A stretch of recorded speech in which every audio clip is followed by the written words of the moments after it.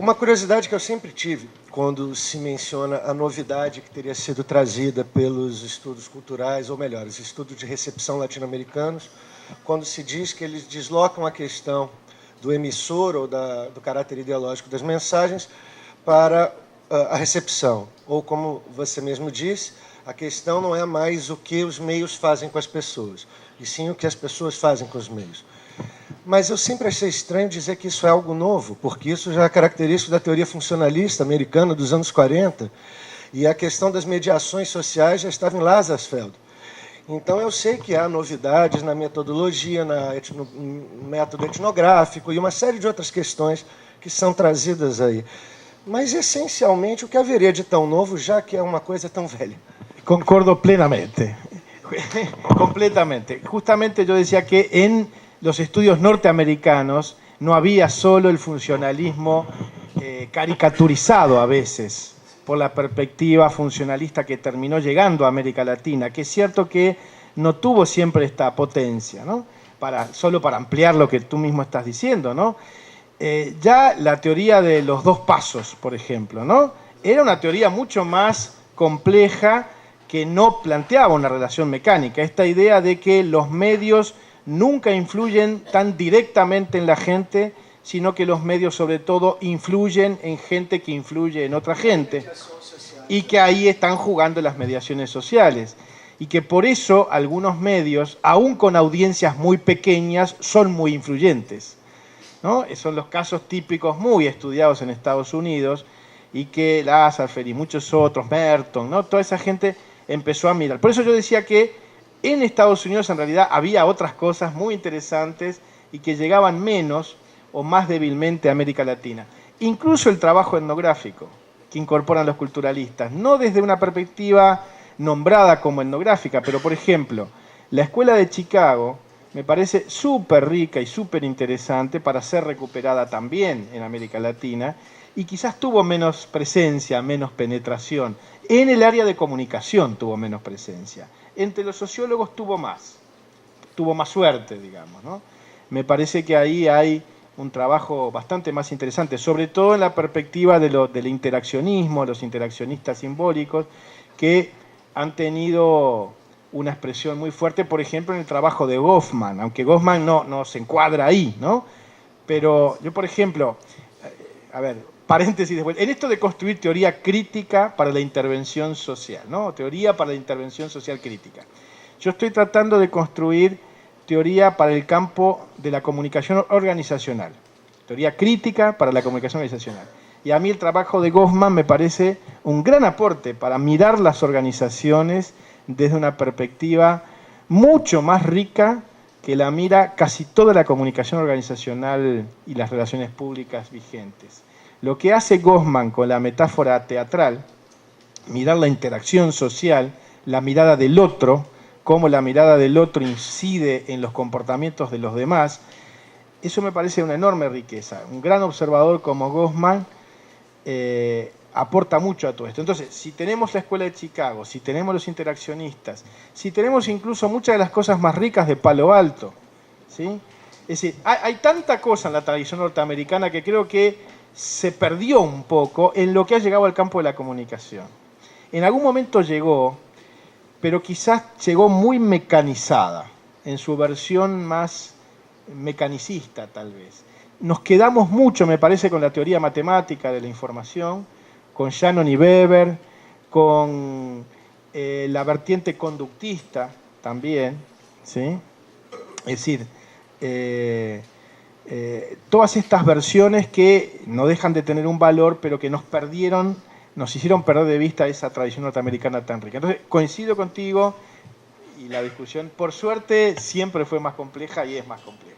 Pero sí me parece que en el campo de los estudios de comunicación se dio esta tensión, ¿no? Entre estructuralistas y culturalistas como algo nuevo, ¿no? Es decir, se vivió así. Quizás no merecíamos vivirlo así, pero lo vivimos un poco así. Entonces creo que es una buena oportunidad para recuperar lo tan valioso que tenían muchas de estas corrientes, incluídas muchas norteamericanas. Quando você traz a questão de criticar sem desertar, até que ponto o conceito de hegemonia do Gramsci não é apropriado para essa discussão, no sentido em que você pode ter brechas até no próprio mercado para estar criticando e fazendo um trabalho honesto como jornalista. Outra questão que eu até gostaria que você falasse mais é do trabalho do teu pai, Mário Kaplun, que é muito importante para a gente de rádio, né? Então, quando você traz a questão da comunicação dialógica, eu acho que essa é uma questão central para a gente trabalhar com ênfase. Por exemplo, como pensar hoje a questão das novas tecnologias e essa discussão da comunicação dialógica? Um esforço enorme para se discutir uma lei para regulamentar rádios comunitárias, por exemplo, quando daqui a pouco a gente pode ter rádios na internet de forma mais popular. É claro que hoje ainda é uma questão, uma coisa elitista. Mas como aproveitar também essa sinergia tecnológica, né? Quer dizer, as próprias comunidades estarem aproveitando a internet para se fazer ouvir, né? E como a gente poderia estar pensando numa teoria para essa nova tecnologia, né, que às vezes acaba sendo falsamente democrática, né? Como democratizar, quer dizer, como usar essa tecnologia de otra forma, ¿no? Sí, claro, hegemonía, el concepto de hegemonía de Gramsci es la matriz con la cual parte de los alternativistas construyeron la teoría de la comunicación alternativa, pero solo una parte. Yo creo que sí, y coincido con eso. Esa fue justamente la renovación dentro del movimiento alternativo, y me parece que ahí, por suerte, hubo una buena conexión entre el problema de los mensajes diferentes y los modelos de comunicación diferentes. Construir hegemonía, una nueva hegemonía, implicaba cuestionar también el modelo.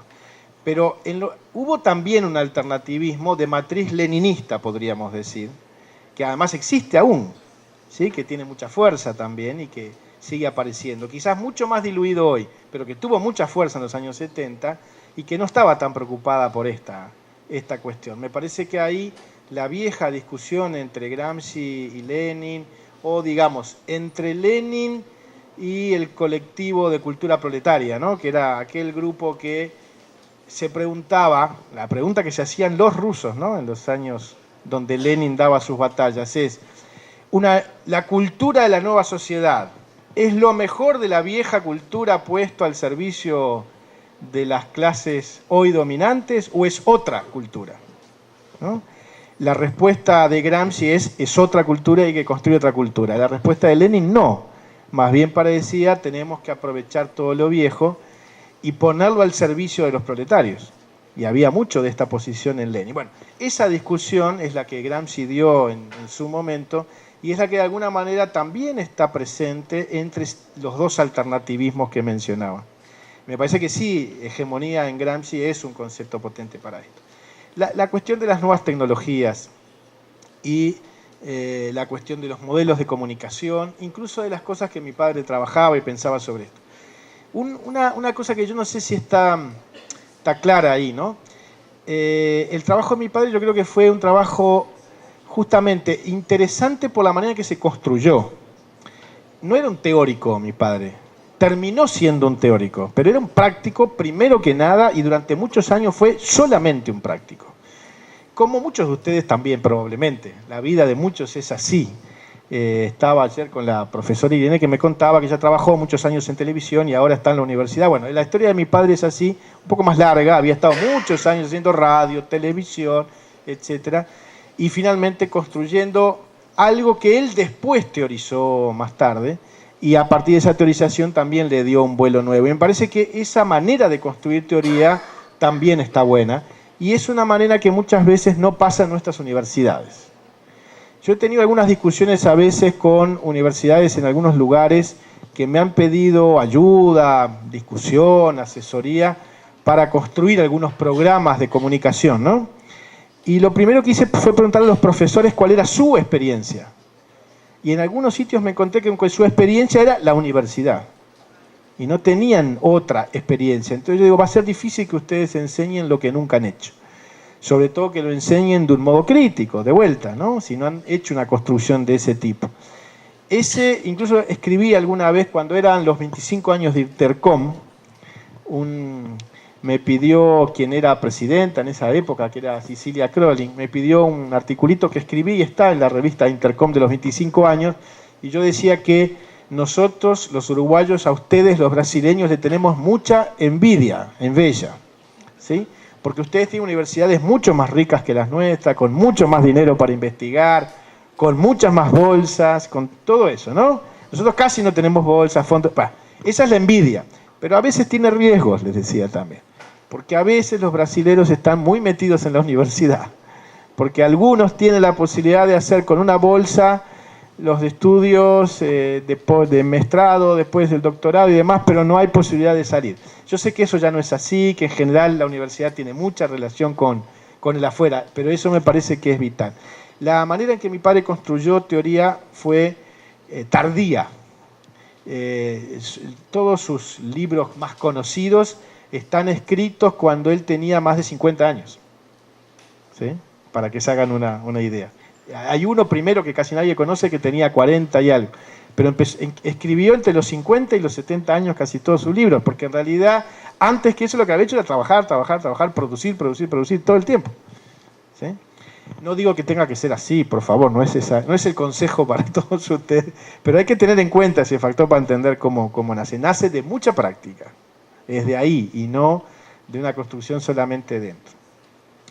Y esa práctica, entre otras cosas, los llevaba a pensar que construir comunicación dialógica suele requerir un paso intermedio que él llamó prealimentación. Eso está en los libros de Mario, pero me parece que es un concepto poco leído. Yo lo subrayo siempre para todo el mundo. No son muchas páginas en el libro del comunicador popular, pero miren bien la idea de prealimentación, ¿sí? Creo que es una idea muy potente y muy útil para pensar. Yo creo que lo que él había hecho, sobre todo en los años 70, los 70 en el momento fuerte, que son los programas de radio que están en internet, se pueden bajar, no sé si los han visto, están todos a disposición, ¿no? El Jurado 13, el Padre Vicente, se pueden bajar en MP3, todos en internet. Si ustedes escuchan esos programas y saben la historia de esos programas se hicieron con un fuerte trabajo de prealimentación. Pero no hay ahí comunicación dialógica directa. Lo que sí me parece que hay es ese esfuerzo, que vale la pena detenerse un poquito más. Y con las nuevas tecnologías, justamente mi padre había estado pensando mucho en los últimos años. Él se murió en el año 98. Su última conferencia importante fue en San Paulo, en el Congreso de Comunicación y Educación, ¿sí? Yo casi nunca iba a los congresos con mi padre, porque además me resultaba un poco incómodo ser el hijo de todo el tiempo, ¿no? Pero en ese congreso sí estuve, ahí nos conocimos con mi amiga Eliane, que está acá y ahora trabaja en la Fluminense. Y en ese momento él ya estaba mucho pensando en el problema de las nuevas tecnologías, y esa última conferencia, que está publicada en la revista de Comunicación y Educación de la USP, ¿sí? El texto de la conferencia está tal cual ahí. En esa conferencia le hace una fuerte alusión a este tema, en una línea que yo comparto mucho y que hemos seguido desarrollando. Yo diría que lo que él detectaba ahí, para decirlo, bueno, no sé si es exactamente lo que él decía, pero viene un poco de lo que él decía y de lo que yo pienso. A veces ahí puedo hacer un poco de cortocircuito y de lío. Él decía lo siguiente: las nuevas tecnologías tienen una gran potencialidad dialógica, pero esa potencialidad puede perderse, desperdiciarse, no usarse, e incluso puede no solo no usarse, sino usarse las nuevas tecnologías para reafirmar los modelos no dialógicos. Y mostraba mucho esto en la conferencia. Todas las posibilidades están. Cuáles se desarrollen va a depender sobre todo del uso que les demos, y ahí la teoría, sobre todo la teoría pedagógica en el caso del campo educativo, y la teoría comunicacional va a ser de mucha importancia, pero también el desarrollo práctico concreto. Él venía haciendo un trabajo de construcción dialógigica con medios mucho más duros. Yo no sé si todos conocen, pero él había había hecho en los años 70 y 80 un esfuerzo enorme que era el cassette foro. El cassette foro era un sistema de comunicación entre grupos donde se mandaba un cassette a un grupo, el grupo grababa, todo se juntaba después. Piensen eso hoy en Internet. Qué fácil, qué sencillo, ¿no? Tanto trabajo que ellos tenían, qué sencillo que se haría hoy. ¿Por qué? Porque Internet en principio es la primera plataforma que no tiene como modelo el modelo broadcasting, el modelo un emisor, muchos receptores. En principio en Internet todos podemos ser emisores. Todos podemos, pero no todos somos emisores. Y eso no depende de Internet. Eso depende de otras cuestiones que hacen a las prácticas sociales y a los modelos teóricos y pedagógicos. Y él detectaba en aquella conferencia hace 12 años algo que me parece rico para el campo educativo, que a ti te interesa y a mí también, ¿no? En el campo educativo, las nuevas tecnologías, Internet en particular, y sobre todo las corrientes de educación a distancia, educación semipresencial y demás, fueron rápidamente apropiadas por la perspectiva conductista en educación, que ya estaba muy acostumbrada al manejo de tecnologías, tenía una larga tradición de manejar tecnologías. Esa apropiación conductista es lo que mi padre dice en esa conferencia, creo recordar que lo dice ahí, me parece, algo así, él dice, si los viejos modelos de comunicación eran el modelo bancario, como decía Paulo Freire, este es el modelo del cajero automático, de la caixa automática, ¿sí? Porque es la reafirmación del modelo bancario, pero mucho más tecnologizado. Esa es la vertiente que no solo desperdicia la posibilidad dialógica, sino que la usa para lo contrario, aunque hay un simulacro de diálogo ahí muy fuerte, y que puede ser muy engañoso y puede aparentar el diálogo.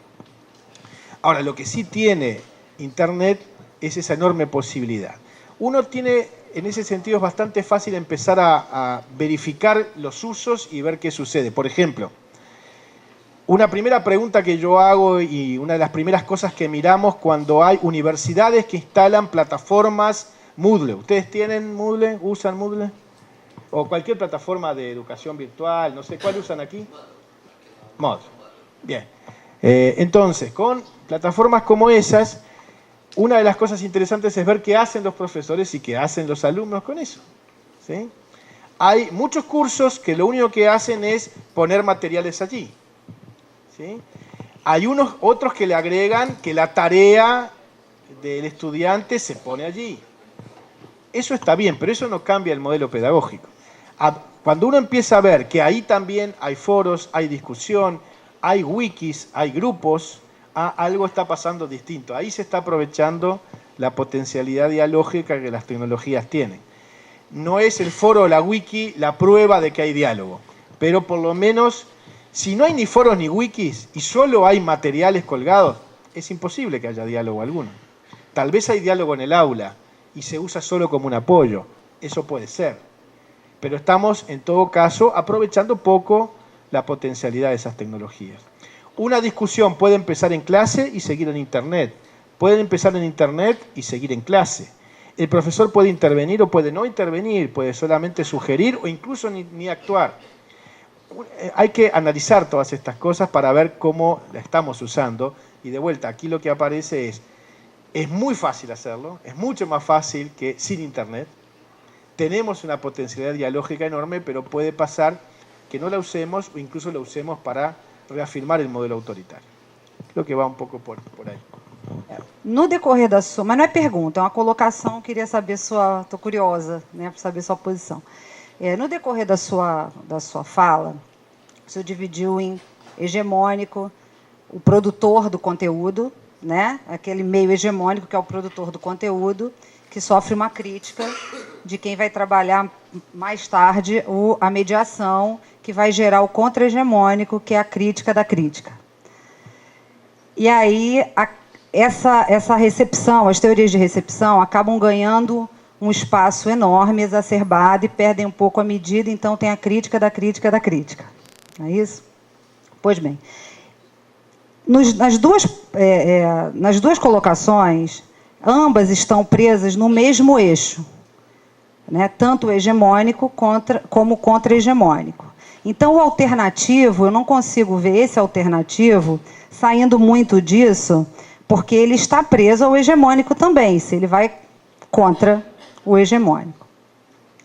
Eu queria saber a possibilidade, e o senhor falou também da publicidade, que seria mais difícil, porque não haveria uma teoria, né? Pois é, o meu trabalho é publicidade comunitária, exatamente o que tem essa dificuldade. E eu estou fazendo uma aposta agora, eu queria saber sua posição, não é do hegemônico nem do contra-hegemônico, mas a partir das novas tecnologias de informação e comunicação, da proliferação dos telecentros comunitários, nas novas discussões relacionadas à questão legislativa e na sustentabilidade dos meios comunitários, que nem sempre são comunitários, muitas vezes existem meios em comunidades que reproduzem o meio comercial, né, o meio de mercado. Se não haveria uma possibilidade não hegemônica a partir das novas tecnologias de informação e comunicação, no momento em que o emissor pode sim ser o receptor e vice-versa. Ele pode ser o sujeito da situação e não apenas o objeto. Ele pode pegar não só a internet, mas o celular, tirar uma foto e botar uma imagem de um restaurante no Google. E conseguir dar uma localização da sua cidade, conseguir passar uma informação que muitas vezes vai gerar renda para um meio comunitário, que eu não vejo nenhum problema em ser comercial. Porque os meios comunitários que não são comerciais quebram, fecham, por falta de sustento. Então, por que a publicidade não poderia entrar num contexto não hegemônico e ter um enfoque de sustentabilidade para esses meios comunitários que precisam efetivamente sobreviver? A ver, hay muchas cosas ahí, ¿no? Con lo último, en Uruguay, empiezo por el final. En Uruguay, la ley de radiodifusión comunitaria, que se discutió durante un año en el Parlamento, una de las discusiones fuertes que hubo era si se iba a permitir a los medios comunitarios tener publicidad o no, ¿sí? Y sí se permite, y es parte de la discusión que se dio, y era lo que más le dolía a los medios comerciales, porque decían van a disputar clientes publicitarios de nuestras propias emisoras. Yo creo que sí, que no solo tienen derecho, cuando discutimos la ley, peleamos para que se permitiera a los medios comunitarios tener publicidad, porque en una sociedad como la nuestra, esa es una fuente de financiamiento casi ineludible. Hay que recordar, de todos modos, que no es la única posible. No todos los sistemas de comunicación en el mundo se han sostenido sobre la base de publicidad. Hay que recordar que los europeos generaron todo su sistema de medios sin publicidad. Después vino una época diferente, pero los medios europeos no nacieron sostenidos con publicidad. Nosotros en América Latina tomamos lo peor del sistema norteamericano, que era medios sostenidos con publicidad, sin presencia de medios públicos y con muy poca regulación, que no es lo que hace Estados Unidos. Estados Unidos tiene medios sostenidos con publicidad, con presencia pública y sobre todo con fuertes regulaciones. Es un mercado muy regulado. Los medios, por ejemplo, hay fuertes límites a la concentración en Estados Unidos, que nosotros no tenemos en América Latina. Digamos que Estados Unidos nunca permitió que hubiera una Globo o una Televisa, porque para Estados Unidos, si hay una Globo, tiene que haber un competidor igualmente fuerte y mejor otros dos. Y eso es parte de los sistemas regulatorios norteamericanos, por ejemplo, ¿no? Entonces, en América Latina, donde los sistemas de comunicación se sustentan hasta ahora, básicamente con publicidad, pero eso también hay que tratar de cambiar, ¿eh? Creo que no hay que quedarse con eso como única fuente. Sí era importante que los medios comunitarios pudieran financiarse con publicidad. Para muchos medios comunitarios esto no es fácil, pero no solo porque no quieran o no puedan, sino también porque les genera a veces tensiones y contradicciones. Por ejemplo, ¿qué pasa si el cliente se enoja con algo que yo digo en la radio? Si la independencia queda o no preservada, etcétera, etcétera. ¿Qué tipo de clientes, qué tipo de publicidad? ¿No? Y entonces ahí empieza toda una zona bien compleja. Yo en el campo publicitario he tenido que trabajar casi siempre, casi nunca en el campo comercial de la publicidad, sino casi siempre en el campo de la publicidad de bien público, publicidad social, etc. Por ejemplo, temas de salud, de educación, eso es lo que he tenido que hacer. Y ahí a mí me parece que en ese terreno, que creo que es parecido al que tú trabajas, ¿no? Anda por ahí, hay mucho para pensar todavía. De vuelta hay necesidad de teoría intermedia. La semana pasada tuvimos una discusión muy interesante. Tenemos al Ombudsman de Montevideo, de la ciudad donde yo vivo, el defensor del vecino se llama, ¿no? Defensor del pueblo sería, acaba de hacer un convenio con nuestro programa de comunicación. Es un acuerdo de trabajo con el programa nuestro.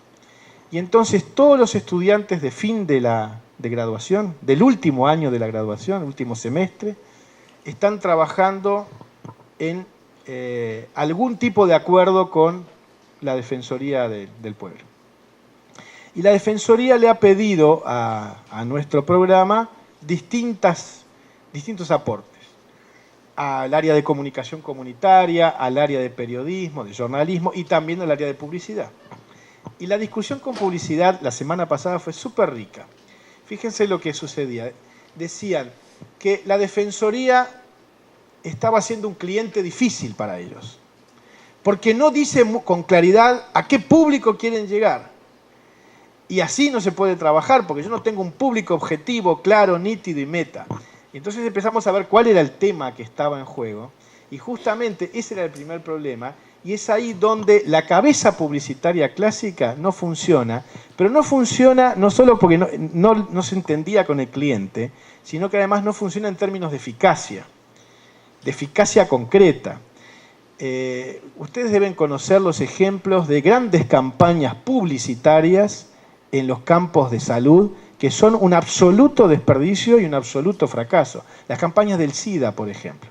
Yo trabajé con el Ministerio de Salud de Uruguay en campañas sobre SIDA.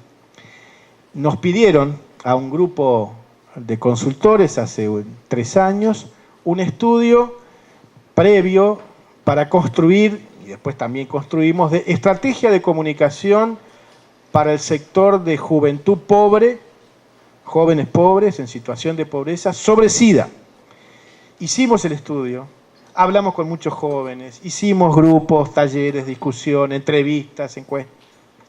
Diseñamos la estrategia y la estrategia decía, para enfrentar este tema y este problema con jóvenes de estos sectores, en primer lugar hay que verlo como una alternativa más global. No se puede tomar el tema SIDA aislado, porque hay que entender cómo la sexualidad juega, y en particular el SIDA juega en este campo para un joven.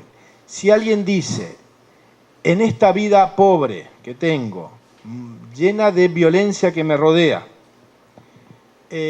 con pocas oportunidades de placer, el rato de placer que tengo es el rato en que tengo que arruinarlo con un preservativo, con una camisinha, entonces no funciona. Es ese contexto el que había que entender, ¿sí? Por ejemplo, por un lado. Y por otro lado, habiendo tantas cosas de las que me voy a morir, un riesgo más que importa. ¿Sí? Entonces no se puede enfrentar con la campaña típica, y además les mostramos cómo lo que falta no es información, que es lo que suelen creer los ministerios de salud. La gente no está informada.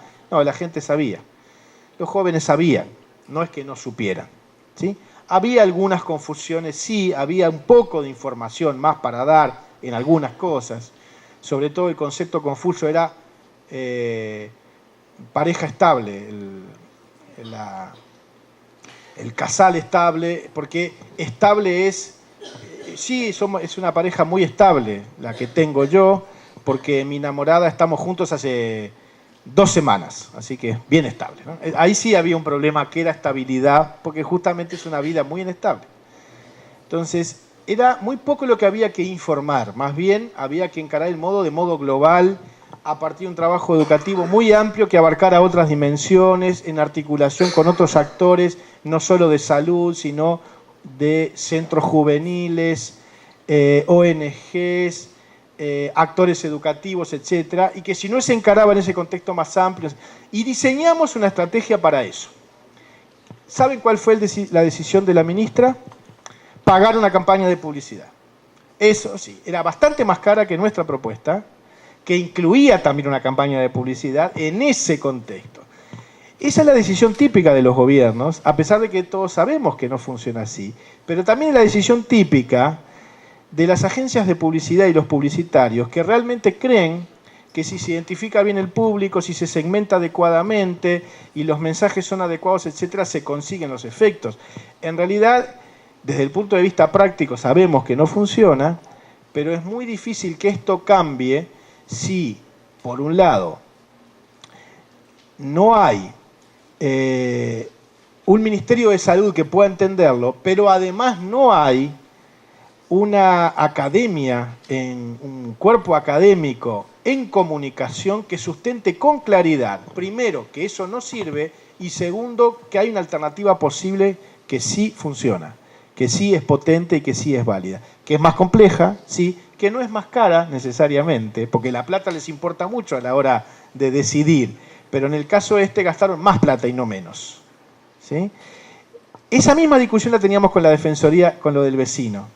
Porque cuando nuestros compañeros del área de publicidad de mi universidad decían, me tienen que decir cuál es el público, así yo puedo identificar los objetivos. Y bueno, ese es el razonamiento con el que funcionan y eso es lo que hay que desarmar y hay que construir otra teoría. Si somos capaces de construir otra teoría, probablemente lo que construimos no es casi nunca una campaña publicitaria.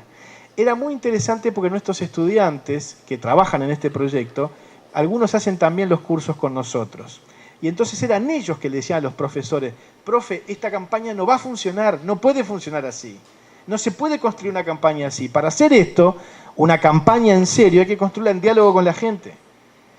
Fíjense que la propuesta principal que le hicieron, uno de los problemas que tenían es el siguiente, es el uso de los espacios públicos con fines privados, sobre todo con los mercados populares, que generan mucha molestia en todos los vecinos, y entonces vienen al defensor del vecino a reclamar que por qué el municipio no hace algo y saca a esa gente que ensucia todo, que hace tanto ruido, que no me deja en paz cada día que hay mercado, ¿sí?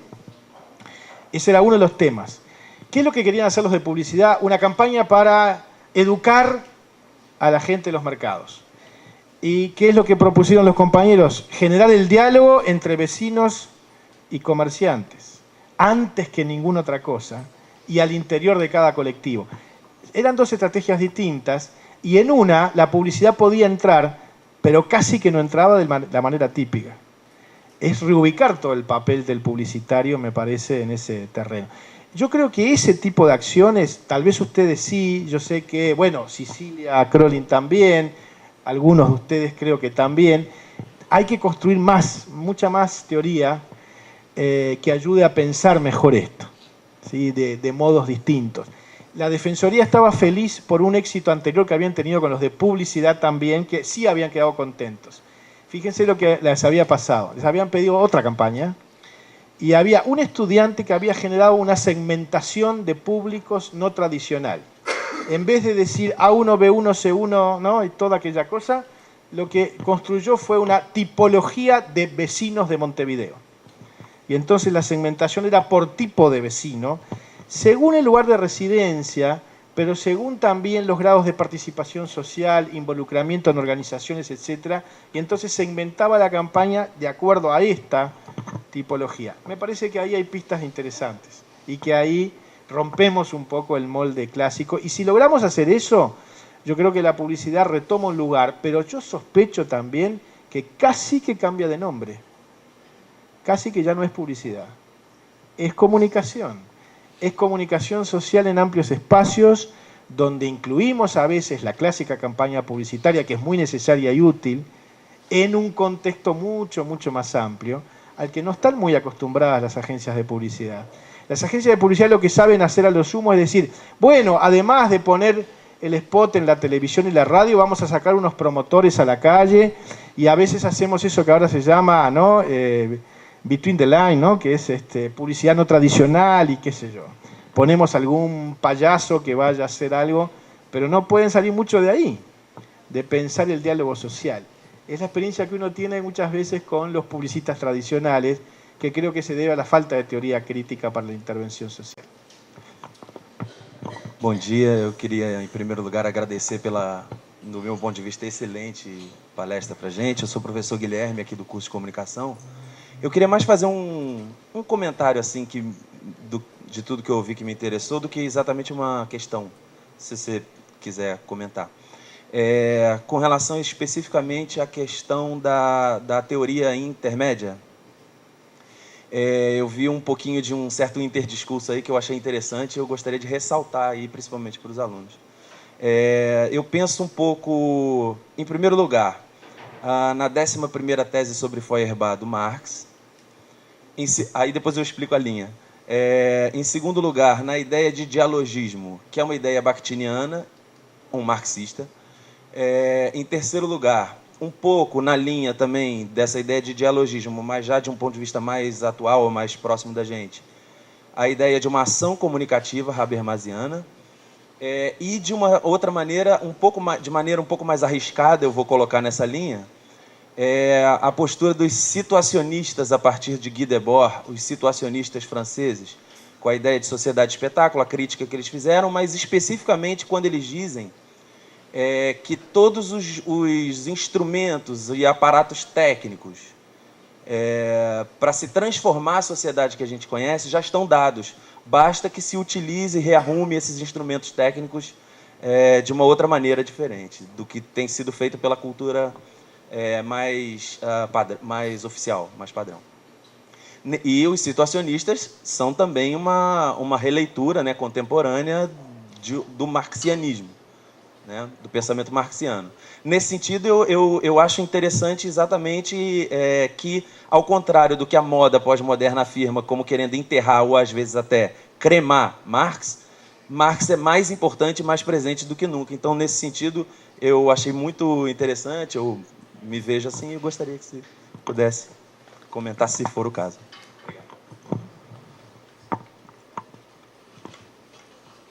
A ver, recorriste como 7 cosas así. Bakhtin, ¿no? A ver, anoté por aquí, los situacionistas, Habermas. A ver, de todos esos sí vale la pena, claro que sí, claro que de todos vale la pena. A mí, particularmente de Bakhtin, creo que sí, que ahí hay mucho para tomar. De todos los que mencionaste, ese es el que me resulta más simpático a mí, pero bueno, sí, a mí, pero bueno, eso va en gustos de cada quien. Con Habermas, ahí me quería detener un poquito más, porque a mí me genera un poquito más de problemas Habermas, ¿no?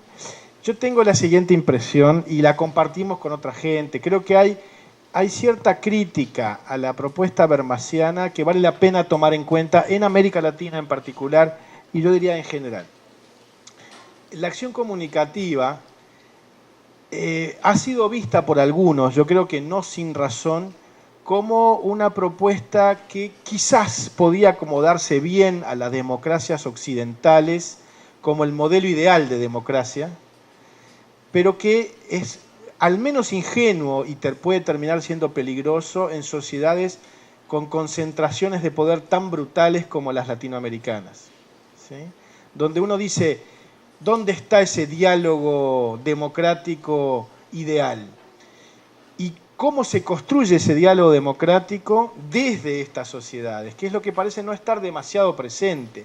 Yo creo que la idea de la acción comunicativa es muy inspiradora, efectivamente es muy dialógica, pero creo que con razón el propio Paulo Freire, sin hablar de Habermas tampoco, no hubo una referencia específica, hace notar muchas veces cómo aún la construcción de una alternativa dialógica muchas veces requiere mucha firmeza y hay un momento de violencia en esa construcción, que no entra en el esquema habermasiano, que es demasiado idealista en ese sentido.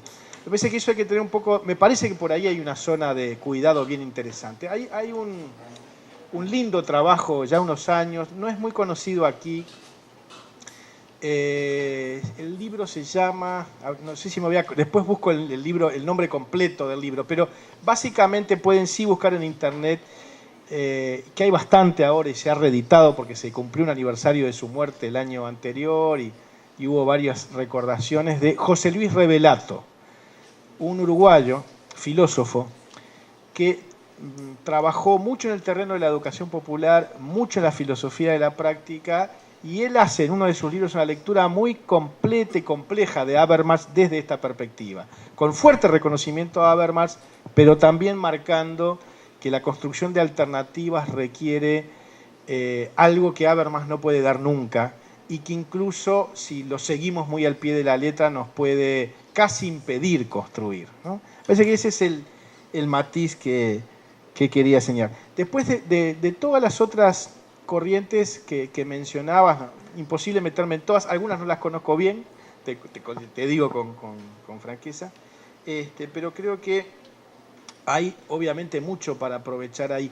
Me parece de todas maneras que las podemos aprovechar mejor si las estamos pensando en función de dos tareas que creo que las universidades no pueden eludir, que es formar profesionales, ¿sí?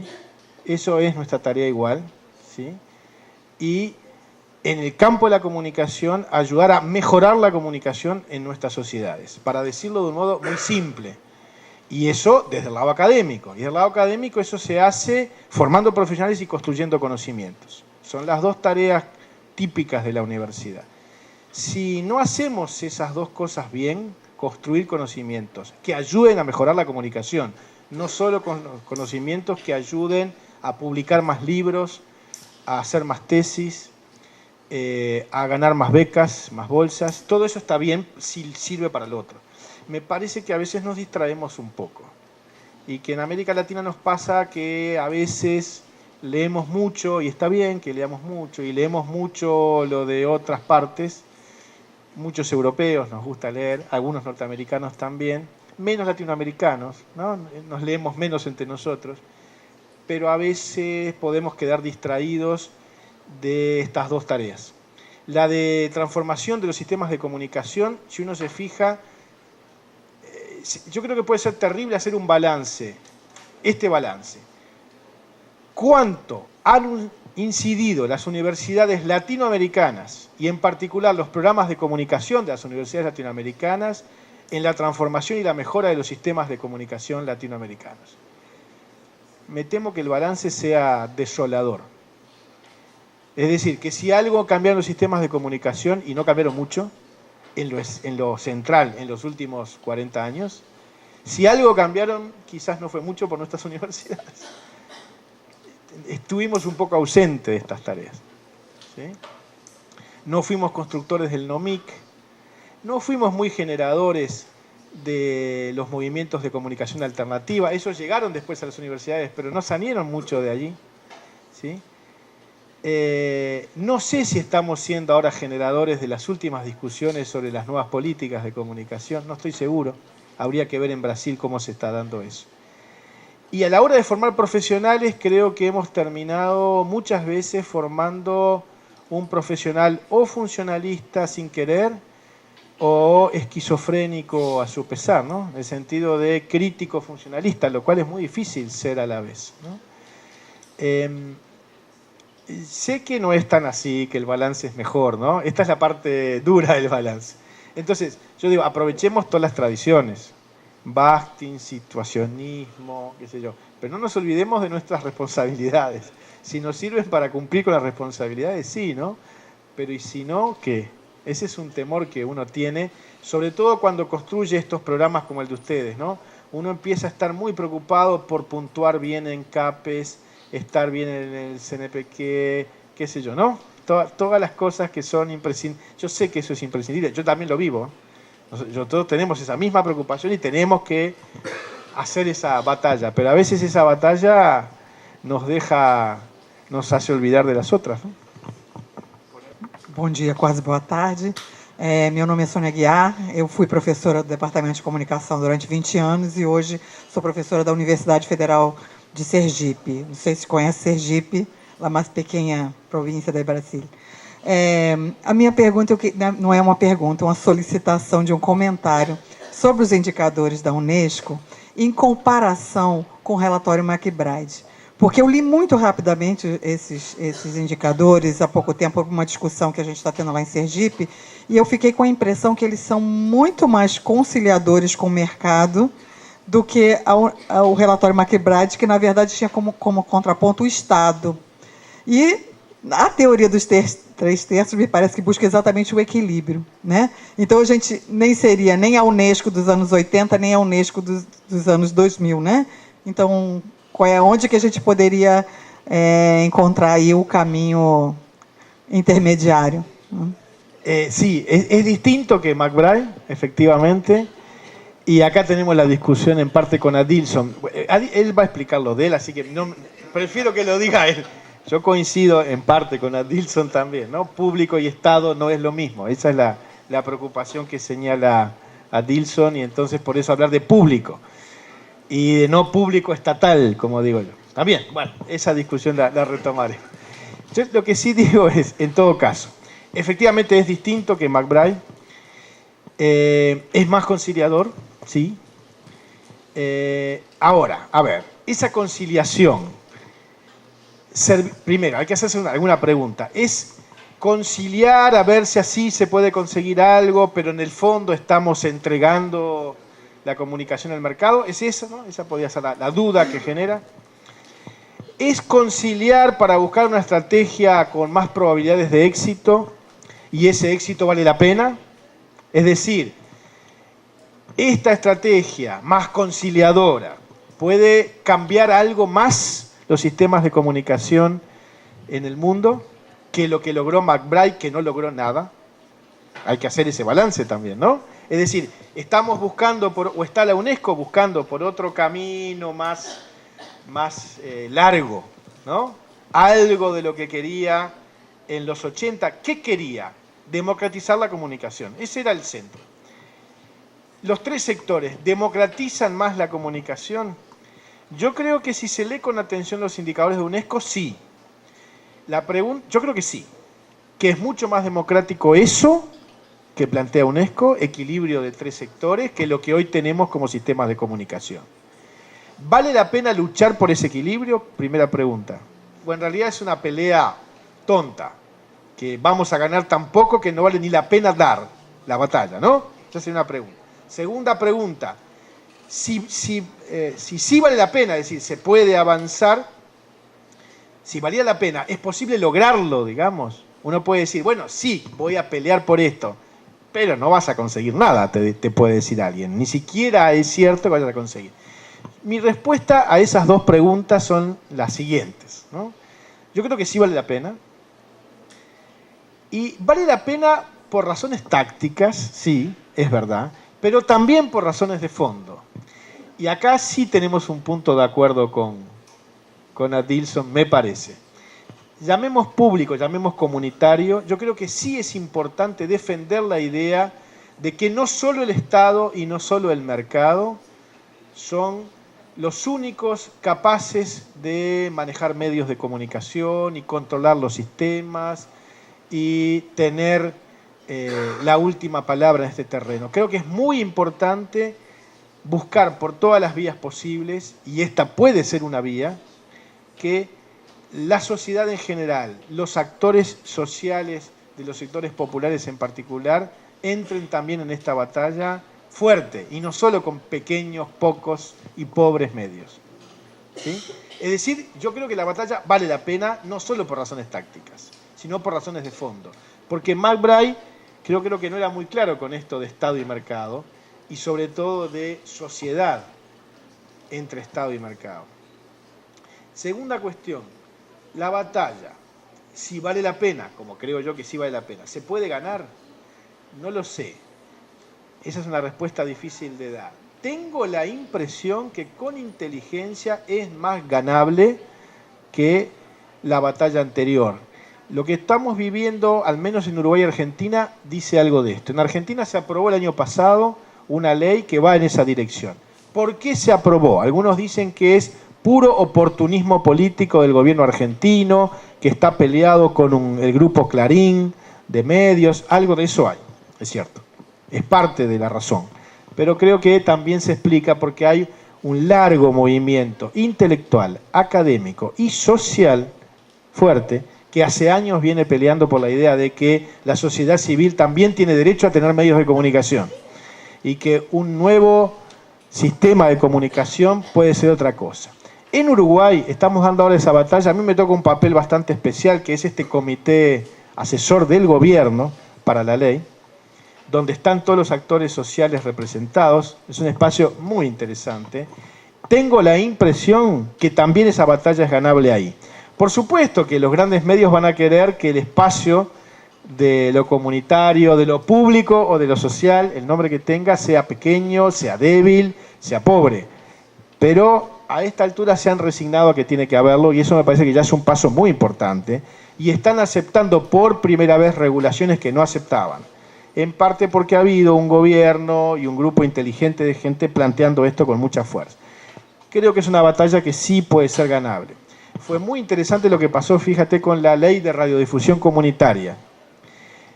Al principio, cuando los grandes propietarios de medios iban al Parlamento, el argumento era: esas radios son ilegales, hay que clausurarlas a todas.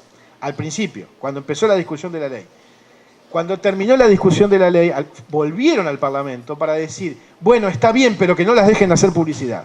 Ya estaban preocupadas por su negocio, nada más. Querían al menos salvar el negocio, porque ya se habían convencido que el espacio iba a entrar. ¿Sí? Y ya se habían dado cuenta además que no les podían limitar el alcance, que era otra de las cosas que la ley no limitó. Pueden tener todo el alcance que quieran. No tienen por qué tener un radio pequeño. Después les dieron un radio pequeño. Eso tiene una explicación y una historia. Pero en realidad la ley no establece eso. Entonces yo creo que es una batalla ganable y que sí es una batalla que vale la pena. Es una batalla que al menos en Uruguay y en Argentina estamos dando, que el documento de UNESCO ayuda a que se dé en todas partes del mundo. Ecuador está terminando el estudio de UNESCO ahora, y el estudio de UNESCO fue mirado por los grandes medios como otra vez el demonio McBride revivido, ¿no? Era como la vuelta de McBride, solo que con otro disfraz aparentemente más conciliador, pero no les gustaba nada. Ni siquiera que se hiciera el estudio, ¿no? No digo los resultados del estudio, que todavía no salieron, están por salir la semana próxima en Ecuador. Están terminando ahora el estudio. Entonces yo creo que la UNESCO siempre fue un aliado interesante, complicado pero interesante en todas estas batallas, muy ambiguo, ahí están todos los países. Yo estuve en el Consejo Intergubernamental y hubo fíjate, otra anécdota de estas jugosas. Hubo un momento difícil del Consejo Intergubernamental.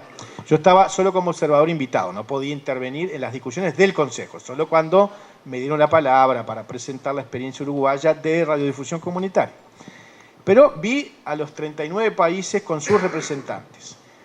La representante de Colombia se defendió muy bien de algunas acusaciones en uno de los temas que se iba a discutir allí sobre seguridad de los periodistas. En Colombia es famosa por la muerte de periodistas, de jornalistas. Y se defendió bien y además contraatacó. Ella dijo: y nosotros además tenemos una excelente legislación de radiodifusión comunitaria, es la mejor de América Latina y sobre todo es la mejor aplicada a América Latina, porque no solo admite los medios comunitarios, sino que les da capacitación y recursos. Y es verdad. Es cierto, ¿no? Entonces uno dice, bueno, con tanta ambigüedad, ¿qué hacemos? Fue muy interesante la intervención de Brasil en el Consejo, de los brasileños. Yo no sé si hay conexión entre estas cosas, si la Academia Brasileña se entera de qué dice el representante de Brasil en el Consejo de UNESCO para el Desarrollo de las Comunicaciones. No sé si al menos saben el informe que lleva, si mandan algún observador alguna vez. Sería interesante que fueran a ver estas discusiones y qué se discute ahí. Es un espacio diplomático, aunque muy tenso, ¿eh? Yo presencié escenas bastante violentas casi, entre los diplomáticos. Se pelearon por algunas cosas muy duramente. Pero siendo todo lo ambiguo que es un espacio diplomático como este, yo creo que vale la pena esa pelea allí. Entonces, sé que la pregunta vale, si esto no será otra vez McBride, pero peor, ¿no? Y si McBride ya fracasó, ¿cuánto fracasará este? Y además, ¿para qué? Si en realidad ni siquiera avanza, ¿no? Esa me parece que es tu duda. Yo creo que sí vale la pena, creo que hay que tenerlo en cuenta y que nos sirve como aliado. Hay otro aliado muy interesante que no sé si conocen, se los recomiendo mucho, que es la Relatoría de Libertad de Expresión de la OEA. ¿La conocen? Es excelente.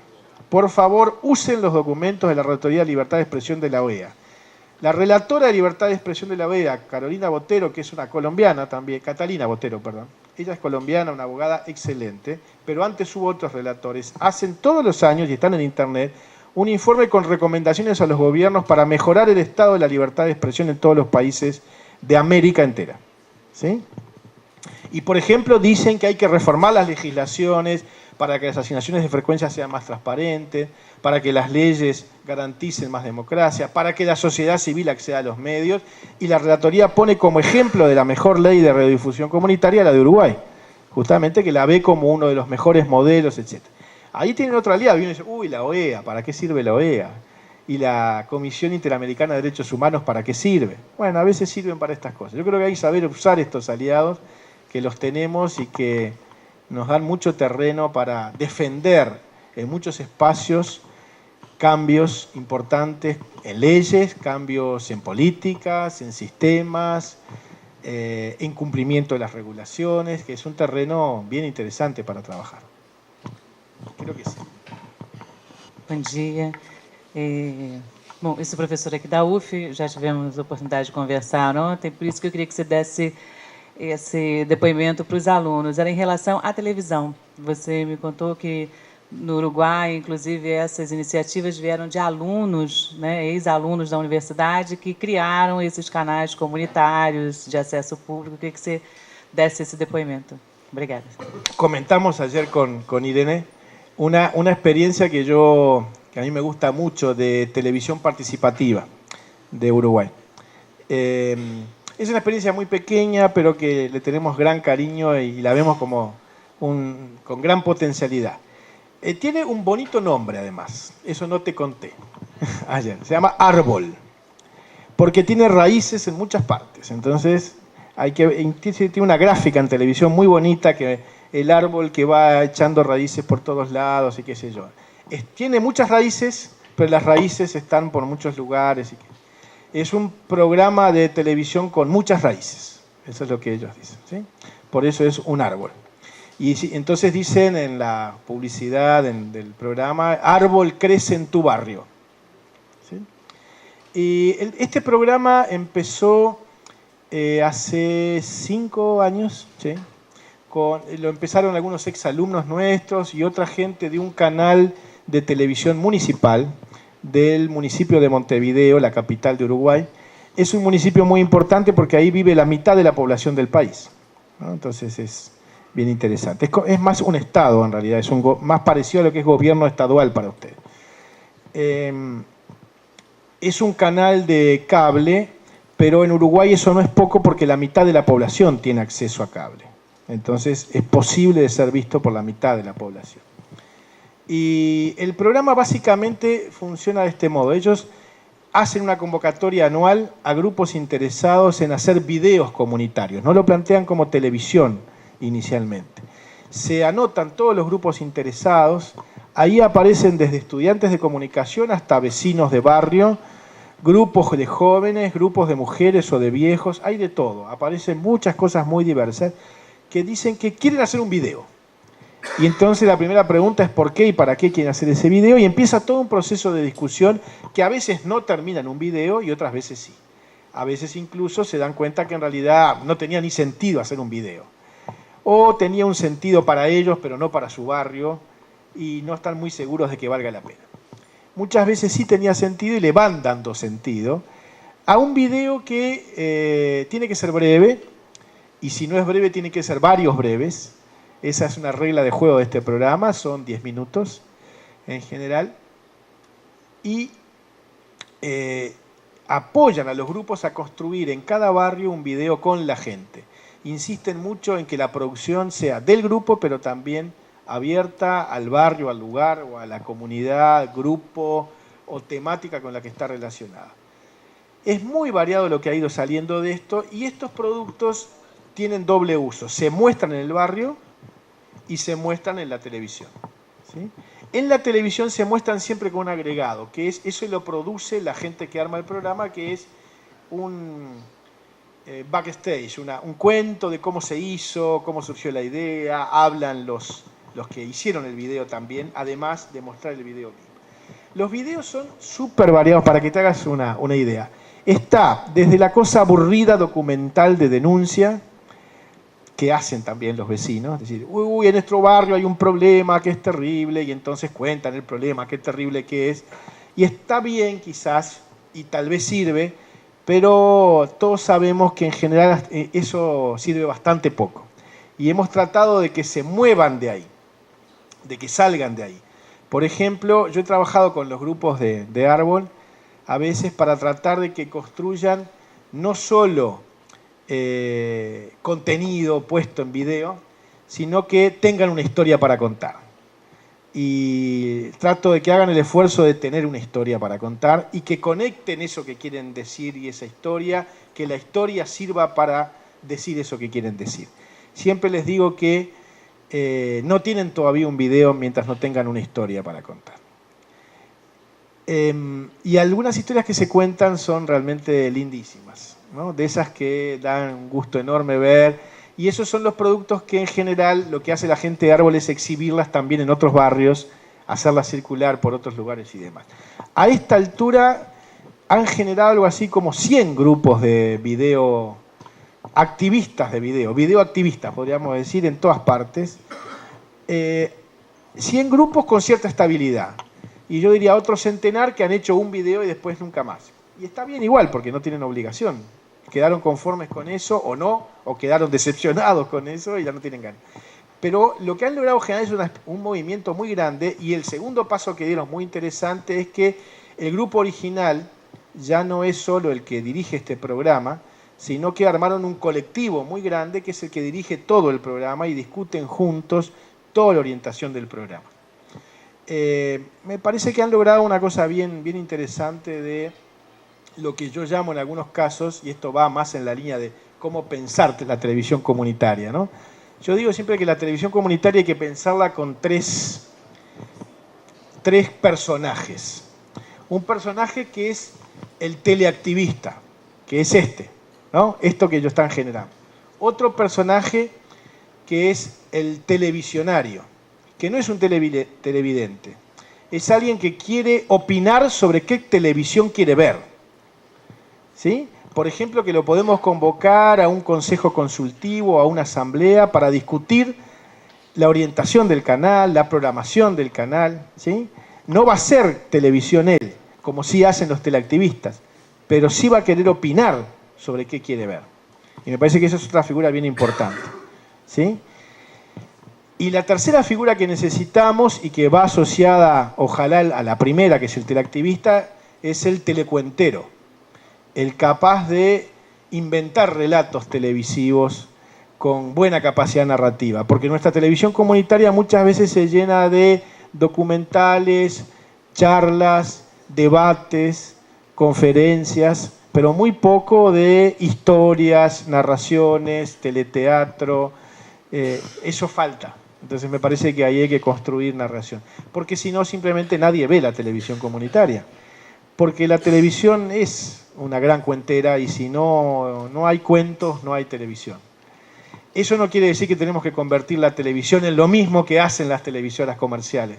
Tenemos que ser capaces de inventar también ahí otros cuentos. De vuelta, ahí ni siquiera sé si es teoría crítica para la intervención social, pero sí mucha experiencia, mucha capacidad de inventar buena narración, buenos cuentos y demás. Creo que si tenemos esos tres personajes, el televisionario, el teleactivista y el telecuentero, entonces vale la pena que tengamos, y vamos a conseguir muchos televidentes también. ¿Sí? Pero la gracia de la televisión comunitaria es que muchos televidentes sean también teleactivistas o televisionarios o telecuenteros. ¿Sí? Que involucra más. Pero habrá televidentes, solo televidentes también, y está bien. Eso no es un problema. Pero creo que vamos a ganar muchos televidentes si tenemos los otros tres personajes, porque la televisión comunitaria va a poder demostrar que realmente es distinta y que se puede ver, que vale la pena ver, que no es la televisión aburrida, pobre, mal hecha, que nadie tiene ganas de ver. Creo que por ahí hay un poco la pista, y creo que estos compañeros de Árbol ayudan en uno de estos componentes, que es la generación de un gran movimiento teleactivista, la capacidad de producir de gente que no hacía televisión antes. Me parece que es una de las varias tareas que hay que pensar, ¿no? ¿Cuánto entra el humor en la televisión comunitaria, por ejemplo? Parece que es muy seria muchas veces, ¿no? Le falta humor. En eso también hay que trabajar mucho. Es parte de la narratividad popular, es parte de la gracia, ¿no? El humor es capaz de decir muchas cosas que solo así se puede. Queria agradecer a todos, especialmente aqui aos alunos que se mantiveram fiéis, presentes. Muito obrigado pela presença, muito obrigado aqui ao Kaplum, especialmente por essas maravilhosas palavras.